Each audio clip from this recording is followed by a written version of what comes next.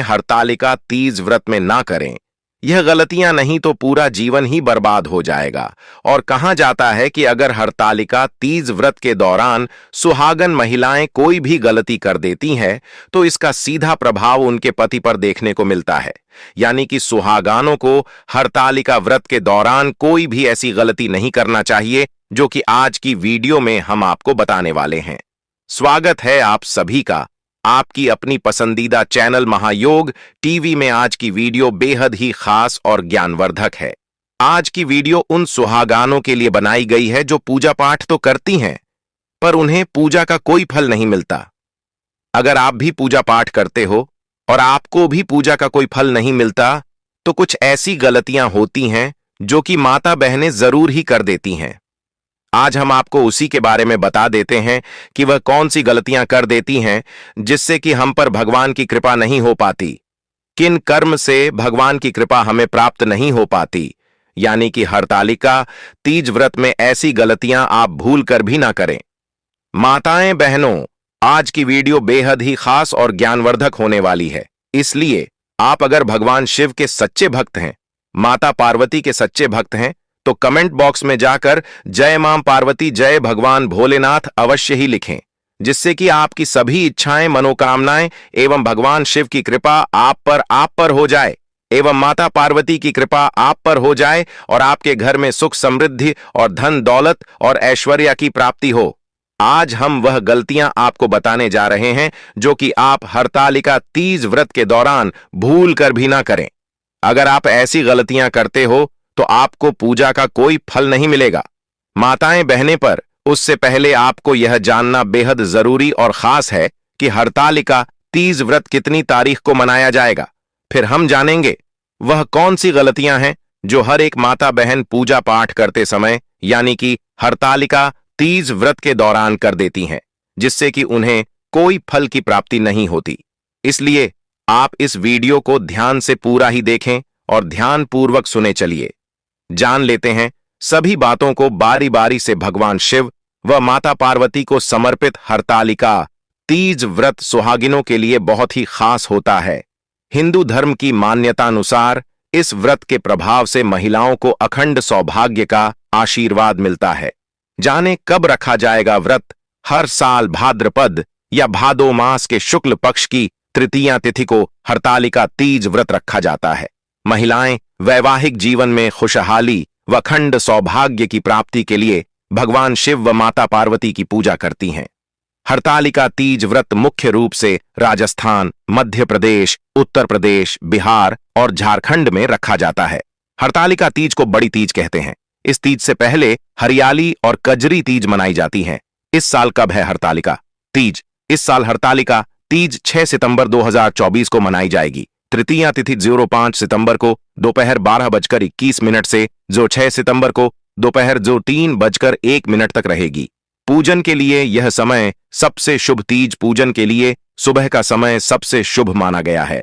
अगर किसी कारणवश सुबह पूजा कर पाना संभव नहीं है तो प्रदोष काल में शिव पार्वती की पूजा कर सकते हैं। सूर्यास्त के बाद और रात्रि के आने से पहले का समय प्रदोष काल कहा जाता है। भगवान शिव मां पार्वती की विधि विधान से पूजा की जाती है और हरतालिका व्रत कथा को सुना जाता है।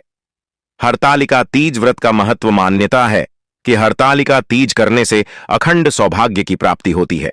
इस दिन सुहागिनें निर्जला व्रत रखकर पति की लंबी आयु की कामना करती हैं। हरतालिका तीज व्रत 2024 शुभ मुहूर्त। हरतालिका तीज के पूजन का शुभ मुहूर्त 6 सितंबर की सुबह 6:01 से सुबह 8:32 तक रहेगा। पूजन की कुल अवधि 2 घंटे 31 मिनट की है। हिंदू धर्म में सिंदूर को सुहाग का प्रतीक माना जाता है। इसे पति की लंबी उम्र से जोड़कर देखा जाता है, इसीलिए महिलाएं इसे हर दिन अपनी मांग में सजाती हैं।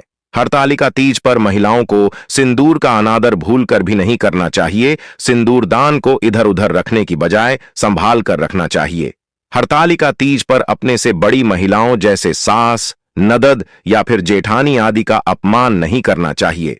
रिश्ते में बड़ी इन महिलाओं से अखंड सौभाग्य का आशीर्वाद मिलता है, इसीलिए तीज वाले दिन इनका दिल नहीं दुखाना चाहिए, वरना ये महिलाएं आपसे अपशब्द भी कह सकती हैं। जो अशुभ माना जाएगा। हरतालिका तीज पर सुहागिनों को काले कपड़े और काली चूड़ियां नहीं पहननी चाहिए। इस दिन लाल या पीला श्रृंगार शुभ माना जाता है। काला रंग अशुभ होने के साथ ही नेगेटिविटी का भी प्रतीक है। हरतालिका तीज पर महिलाओं को काले रंग से खासकर बचना चाहिए, वरना आपकी शादीशुदा जिंदगी में खटास आ सकती है। खुशहाल जिंदगी के लिए पीला या रंग पहने। हरतालिका तीज का व्रत रखते समय किसी को भी गलत नहीं बोलना चाहिए और न ही मन में किसी के लिए गलत ख्याल लाने चाहिए। इस दिन जितना हो सके दूसरों की मदद और उनकी भलाई करनी चाहिए। इस दिन पति की लंबी उम्र के लिए व्रत रखा जाता है, तो पति से किसी भी बात पर झगड़ना नहीं चाहिए और न ही उसको गलत बोलना चाहिए। इस तरह के व्यवहार से दोनों का रिश्ता बेवजह खराब हो सकता है। हरतालिका तीज पर शिव पार्वती की पूजा करने से पहले उनके पुत्र और प्रथम पूज्य गणपति की पूजा सबसे पहले करना नहीं भूलना चाहिए, वरना आपकी पूजा पूरी नहीं मानी जाएगी। पुत्र से पहले की गई पूजा को शिव पार्वती भी स्वीकार नहीं करते हैं और प्रसन्न होने की बजाय नाराज हो सकते हैं। इस तरह से आपका व्रत अधूरा रह सकता है। क्रोध नहीं करते हैं। इस दिन व्रत रखने वाली महिलाओं को क्रोध नहीं करना चाहिए, इसीलिए महिलाएं हाथों में मेहंदी लगाती हैं ताकि उनका दिमाग ठंडा रहे। व्रत नहीं तोड़ा जाता। ऐसी मान्यता भी है कि इस दिन व्रती महिला जिस भी तरह का भोजन या अन्य कोई पदार्थ ग्रहण कर लिया जाता है, तो अन्न की प्रकृति के अनुसार उसका अगला जन्म उस योनि में ही होता है। इसीलिए व्रत को तोड़ा नहीं जाता है और तीज व्रत सबसे ही श्रेष्ठ और मंगलकारी मृत माना जाता है। इसलिए आप इस दिन विशेष रूप से ध्यान रखें कि आप किसी भी चीज का सेवन न करें। माताएं बहनों, अगर आपको फिर भी ललचा रहती है तो आप एक काम कर सकते हैं। आप अपने पास में किसी भी ऐसी चीज को पास में ना रखें जिससे कि आपका मन विचलित हो और खाने का मन करे। इसलिए आप उन चीजों से तीज व्रत के दिन आप उन सभी चीजों से दूर रहें, तो यह आपके लिए बहुत ही शुभ और मंगलकारी माना जाएगा। रात में सोना है मना। इन दिन महिलाओं को रात भर जागना जरूरी होता है। क्यों 8 प्रहर पूजा भी करना होती है और यह भी मान्यता या अंधविश्वास है कि जो महिला सो जाती है उसे अजगर या मगरमच्छ की योनि प्राप्त होती है। इस दिन किसी भी माता बहन को गलती से भी नहीं सोना चाहिए, और क्योंकि यह बिल्कुल भी शुभ नहीं माना जाता और माता पार्वती भी ऐसी महिला से यानी कि ऐसी सुहागिन से दुष्ट हो जाती है और भगवान शिव ऐसी पूजा का कोई फल प्रदान नहीं करते, इसलिए आप इन बातों का ज्ञान होना बेहद जरूरी है कि इस दिन आप नींद का एक छोटा सा हिस्सा भी बना लें। यानी कि आपको इस दिन भूल से भी नहीं सोना है। आपको इस बात को विशेष रूप से ध्यान रखना है, बल्कि पूजा भक्ति में ही पूरी रात आपको लगे रहना है। इस दिन आपकी आंख एक पल की भी लिए नहीं लगनी चाहिए। अगर आप इस व्रत को सच्चे दिल से कर रही हैं तो आपकी नींद तो आपको बिल्कुल भी नहीं आने वाली है। इसलिए आपको हम बता दें, माताएं बहनों की जो भी महिला तीज का व्रत रखती है उसे इस दिन भूल से भी नहीं सोना चाहिए, क्योंकि यह बिल्कुल भी शुभ नहीं माना जाता। क्योंकि जो महिला इस दिन उसे नींद आती है तो इसका मतलब सीधा सा यही होता है कि उसने इस व्रत को सच्ची हृदय से, सच्चे मन से, भगवान की सच्ची आस्था से इस व्रत को रखा ही नहीं है। इसलिए उसे महिला को कभी भी नींद नहीं आती। जिसने इस व्रत को सच्ची हृदय से रखा हो, पर उसे महिला को जरूर ही नींद आती है। जिसने इस व्रत को सच्चे हृदय से, सच्चे मन से न रखा हो, तो इसलिए आपको इस दिन भूल कर भी नहीं सोना है। इस बात का आपको विशेष रूप से ध्यान रखना है। माताएं एवं बहनों, आपने वीडियो को अभी तक लाइक न किया हो तो लाइक अवश्य ही कर दें और कमेंट बॉक्स में जय मां पार्वती, जय भगवान शिव अवश्य ही लिखें, जिससे कि सभी देवी देवता की कृपा आप पर बनी रहे और भगवान शिव का आपको विशेष आशीर्वाद प्राप्त हो सके। दूध का नहीं करते हैं सेवन। ऐसी भी मान्यता है कि इस दिन महिलाएं यदि भूल से भी दूध का सेवन कर लेती हैं तो अगले जन्म में सर्प योनि को प्राप्त होती है। अगर आप अपने बच्चों को दूध पिलाते हैं तो बहुत अच्छी बात है, यानी कि आपके घर में दूध आता है।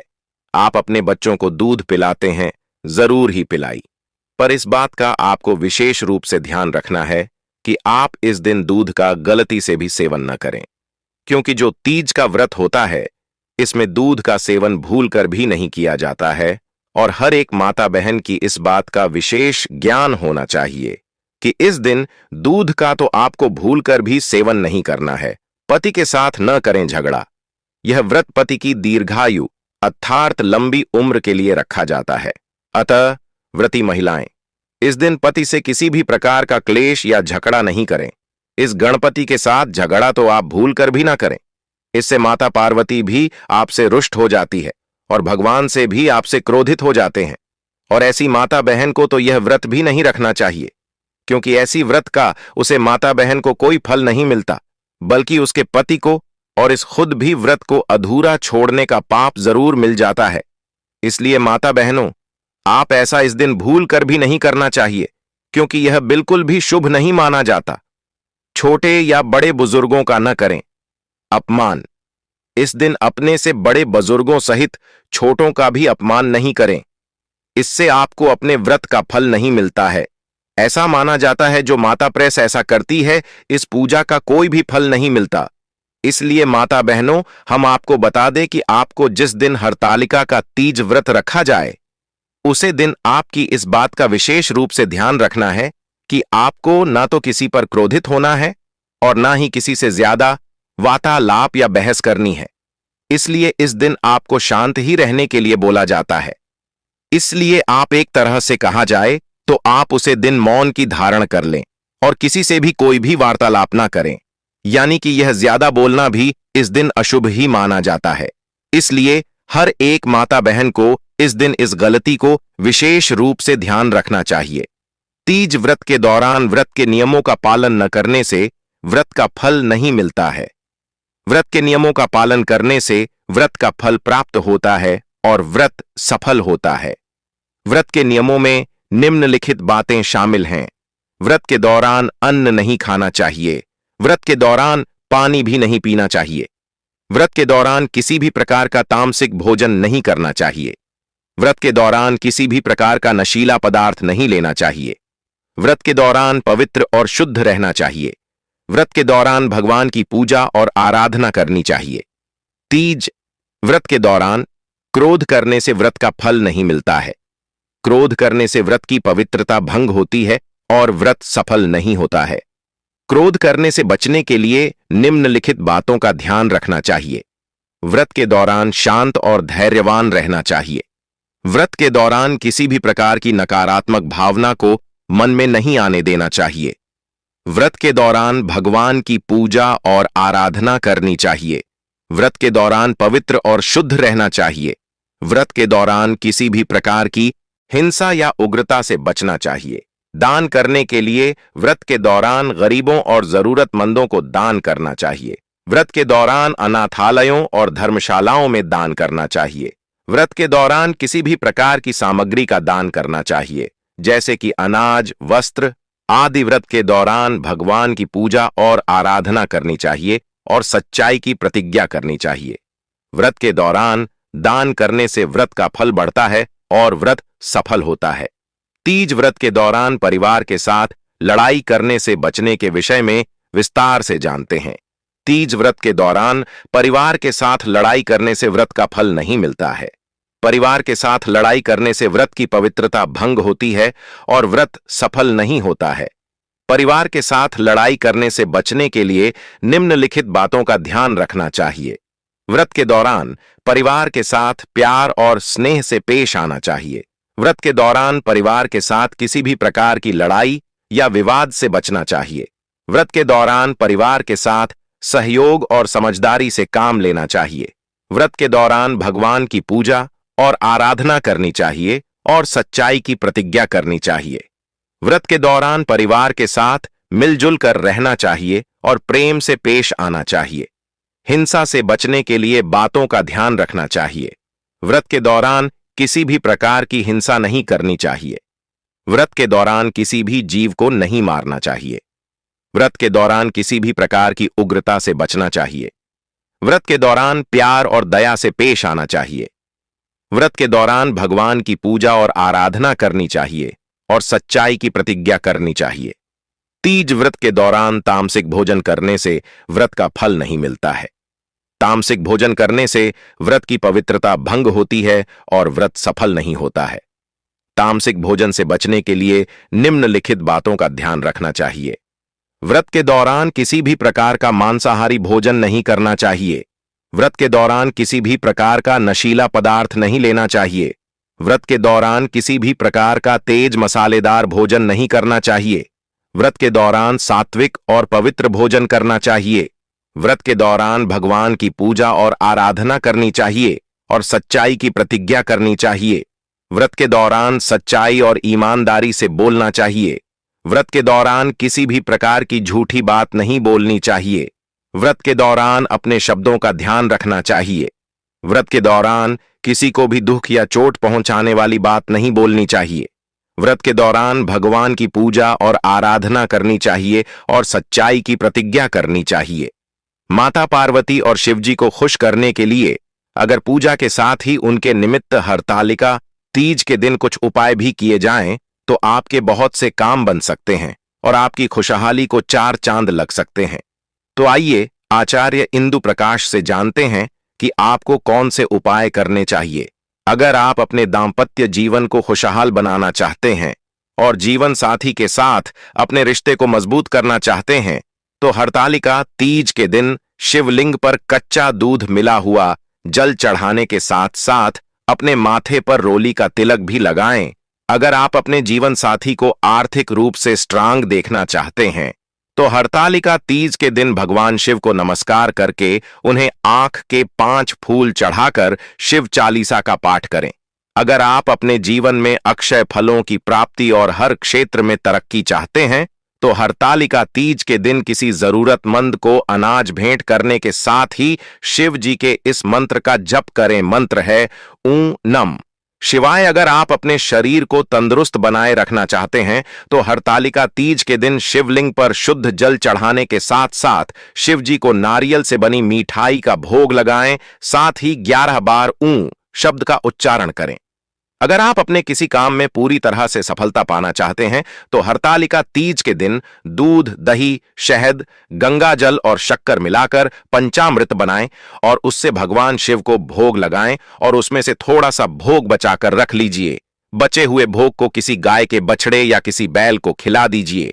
अगर आपके वैवाहिक जीवन में कोई परेशानी आ रही है, तो उसका हल पाने के लिए हरतालिका तीज के दिन पानी में गंगा जल के साथ केसर भी डालियो और थोड़ी थोड़ी मात्रा करके 7 बार में शिवलिंग पर अर्पित कीजिए।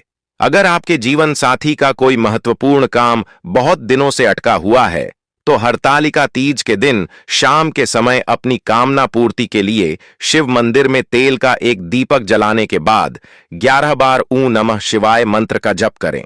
अगर आपको बिजनेस डील फाइनल करने में किसी प्रकार की परेशानी आ रही है, तो हरतालिका तीज के दिन शिव शंभू का नाम लेते हुए बिल्व वृक्ष के तने पर थोड़ा सा गाय का देशी घी चढ़ाएं। साथ ही दोनों हाथ जोड़ ढकर बिल्व वृक्ष को प्रणाम करें। अगर आप अपनी संतान की तरक्की चाहते हैं, उसके आने वाले जीवन में खुशहाली देखना चाहते हैं, तो हरतालिका तीज के दिन 11 बिल्व पत्र लेकर साफ पानी से धोकर उन पर रोली से टीका करके शिवलिंग पर चढ़ाएं और हर बार एक बिल्व पत्र चढ़ाते समय गायत्री मंत्र का जाप करें। गायत्री मंत्र है एयुएम भूर्भुव स्व तत्सवितुर्वरेण्यम भर्गो देवस्य धीमहि धियो यो नः प्रचोदयात्। अगर आपके दाम्पत्य जीवन में मधुरता कम हो गई है, तो मधुरता बढ़ाने के लिए हरतालिका तीज के दिन केले के टुकड़ों को शहद में डुबोकर शिवलिंग पर चढ़ाइए। अगर आपके लाडी डीडीएच के या कन्या के लिए रिश्ते तो आ रहे हैं, लेकिन अच्छे रिश्ते नहीं आ रहे हैं जैसा आप चाहते हैं, तो हरतालिका तीज के दिन जल में कच्चा दूध मिलाकर शिवलिंग और मां गौरी पर चढ़ाएं। साथ ही गाय को हरा चारा भी खिलाएं। ओम नमः शिवाय मंत्र का जब आप 108 बार करते हैं, तो माना जाता है उसे व्यक्ति की हर एक मनोकामना हरतालिका तीज व्रत की दिन ही पूरी हो जाती है। जो व्यक्ति सच्चे हृदय से, सच्चे मन से अपनी हर एक मुराद पूरी करवा सकता है। अगर वह इस मंत्र का जाप करता है और तुलसी के पास में बैठकर और शिवलिंग पर 3 पात चढ़कर, और यानी कि शिवलिंग के पास 3 पट्टी रखकर और ओम नमः शिवाय का 108 बार जाप करता है, उसे व्यक्ति की हर एक मनोकामना 24 घंटे के अंदर ही पूरी हो जाती है और उसे मनचाहा जो भी उसकी समस्या की दुख था, वह सब नष्ट हो जाता है। आता है। एवं बहनों, अगर आप इस तुलसी से जो भी मांगेगा तब आपकी मनोकामना 24 घंटे के अंदर ही पूरी हो जाती है। फिर आप चाहें कुछ भी क्यों ना मांग ले माता। एवं बहनों, आप सभी को हम एक और ऐसा ही उपाय और बता देते हैं। रात्रि में जागरण करना, व्रत के दिन रात्रि में जागरण करना चाहिए और भगवान शिव और माता पार्वती की भक्ति करनी चाहिए। इससे व्रत सफल होता है और भगवान शिव और माता पार्वती प्रसन्न होते हैं। माता एवं बहनों, आप सभी को हम बताते कि आपने अभी तक वीडियो को पूरा देखा है तो आप वीडियो को बीच में छोड़कर ना जाएं, क्योंकि अब हम आपको हरतालिका तीज व्रत की वह कथा बांटने जा रहे हैं जिसको सुनने मात्र से ही सभी मनोकामना इच्छाएं पूरी हो जाती हैं। इसलिए आपको पूरे ध्यान से इस कथा को अवश्य ही सुनना चाहिए, जिससे कि आपकी हर एक मनोकामना इच्छा पूरी हो जाए और आपको लाभ ही लाभ की प्राप्ति हो। चली जान लेते हैं हरतालिका तीज व्रत कथा। हरतालिका तीज की यह पौराणिक कथा शिव जी ने ही मां पार्वती को सुनाई थी। इसी कथा में मां पार्वती को उनका पिछला जन्म याद दिलाया था। हे गौरा, पिछले जन्म में तुमने मुझे पाने के लिए बहुत छोटी उम्र में कठोर तप और घोर तपस्या की थी। तुमने ना तो कुछ खाया और ना ही पिया, बस हवा और सूखे पत्ते चबाए। जला देने वाली गर्मी हो या कंपा देने वाली ठंड, तुम नहीं हटी, डटी रही। बारिश में भी तुमने जल नहीं पिया। तुम्हें इस हालत में देखकर तुम्हारे पिता दुखी थे। उनको दुखी देखकर नारद मुनि आए और कहा कि मैं भगवान विष्णु के भेजने पर यहां आया हूं। वह आपकी कन्या किसे विवाह करना चाहते हैं, इस बारे में मैं आपकी राय जानना चाहता हूं। नारद जी की बात सुनकर आपके पिता बोले, अगर भगवान विष्णु यह चाहते हैं तो उन्हें कोई आपत्ति नहीं, परंतु जब तुम्हें इस विवाह के बारे में पता चला तो तुम दुखी हो गईं। तुम्हारी एक सहेली ने तुम्हारे दुख का कारण पूछा तो तुमने कहा कि मैंने सच्चे मन से भगवान शिव का वरण किया है, किंतु मेरे पिता ने मेरा विवाह विष्णु जी के साथ तय कर दिया है। मैं विचित्र धर्म संकट में हूं। अब मेरे पास प्राण त्याग देने के अलावा कोई और उपाय नहीं बचा। तुम्हारी सखी बहुत ही समझदार थी। उसने कहा, प्राण छोड़ने का यहां कारण ही क्या है? संकट के समय धैर्य से काम लेना चाहिए। भारतीय नारी के जीवन की सार्थकता इसी में है कि जिसे मन से पति रूप में एक बार वरण कर लिया, जीवन पर्यंत उसी से निर्वाह करें। मैं तुम्हें घनघोर वन में ले चलती हूं, जो साधना स्थल भी है और जहां तुम्हारे पिता तुम्हें खोज भी नहीं पाएंगे। मुझे पूर्ण विश्वास है कि ईश्वर अवश्य ही तुम्हारी सहायता करेंगे। तुमने ऐसा ही किया। तुम्हारे पिता तुम्हें घर में न पाकर बड़े चिंतित और दुखी हुए। इधर तुम्हारी खोज होती रही, उधर तुम अपनी सहेली के साथ नदी के तट पर एक गुफा में मेरी आराधना में लीन रहने लगी। तुमने रेत के शिवलिंग का निर्माण किया। तुम्हारी इस कठोर तपस्या के प्रभाव से मेरा आसन हिल उठा और मैं शीघ्र ही तुम्हारे पास पहुंचा और तुमसे वर मांगने को कहा। तब अपनी तपस्या के फलीभूत मुझे अपने समक्ष पाकर तुमने कहा, मैं आपको सच्चे मन से पति के रूप में वरण कर चुकी हूं। यदि आप सचमुच मेरी तपस्या से प्रसन्न होकर यहां पधारे हैं तो मुझे अपनी अर्धांगिनी के रूप में स्वीकार कर लीजिए। तब तथास्तु कहकर मैं कैलाश पर्वत पर लौट गया। उसी समय गिरिराज अपने बंधु बांधवों के साथ तुम्हें खोजते हुए वहां पहुंचे।